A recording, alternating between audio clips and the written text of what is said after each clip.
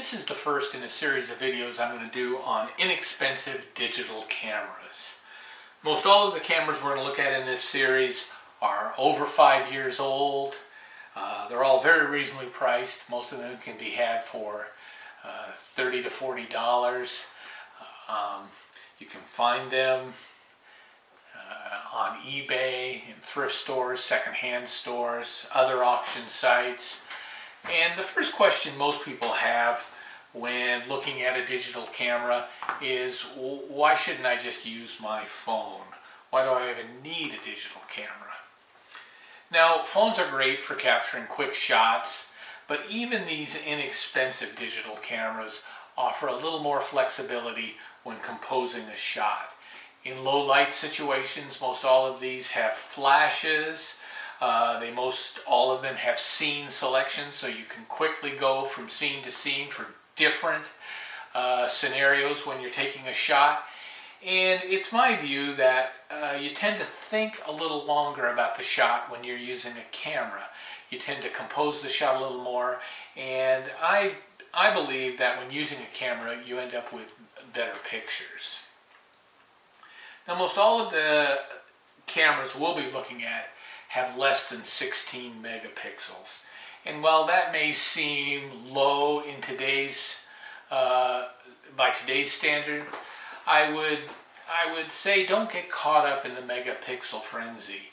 Even cameras with 6 to 8 megapixels can provide very sharp images that can be enlarged to take up your entire computer screen without a loss of sharpness. So don't get caught up in the frenzy that you have to have more megapixels. The camera we're going to look at today is the Kodak EasyShare M853. I got this camera at a thrift store for about $15. I took it home, charged the battery, and it works just great. Now, Kodak, of course, has a storied history in the photography industry. They've been selling economical, easy-to-use cameras since their inception. At the turn of the 20th century, they sold the Kodak Film Brownie for $1. And throughout their history, Kodak has always tried to bring photography to the masses at economical prices. They've never competed with the high-end photography equipment. They've always offered low-cost, easy-to-use photography equipment that was available to everybody and was economical. And their line of digital cameras is no exception. Now, in 1975, Kodak introduced the first handheld digital camera, and describing it as handheld may be a little generous. It was a big camera, but it was handheld. You could hold it. And this, of course, represented a major innovation in photography. Digital cameras, they started a revolution in digital cameras that would eventually have a negative impact on one of their core businesses, film. Kodak sold a lot of film, and of course, digital cameras have had a negative impact on the sales of film. So Kodak introduced their line of EasyShare digital cameras in 2003. And their goal was, as always, to make economical cameras that were easy to use. The goal was to make using and managing your digital pictures easy. Getting them onto your computer, posting them online, managing them on the camera. It was all part of their goal to make it easy to use the digital cameras they offered. Now, the M853 is just one of many of the M series of EasyShare cameras. There's a wide array of them in different megapixels that have a few different features, but they all are very close in that they're easy to use and offer some flexibility in taking digital pictures. We're going to take a look at this camera a little more closely. We're going to take some pictures with it, take some video with it, see how it performs, and then determine whether it's worth investing the $30 to $40 you'll need to get one of these. So stay tuned. We're looking at Kodak EasyShare cameras. The Kodak EasyShare M853 is a good-looking small camera. It's compact. Its dimensions are about 76 millimeters or 3 inches wide. Its height is only 51 millimeters or about 2 inches.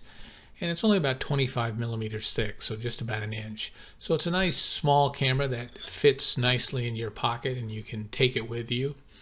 It's got a 2.5-inch screen, which is not large by today's standards, but it works well. And it's got easy to use and intuitive instructions. It's got a dial where you can switch from scene to scene, and there are numerous scenes you can set. So if you're just shooting quickly, you can just turn the dial to the scene you need. I find that that's very helpful, especially on the close focus or macro setting. That comes in very handy. We're going to take some pictures with this camera, maybe a short video to see how it performs, and then we're going to come back and wrap up the video by just summarizing what we think of this little camera. Stay tuned.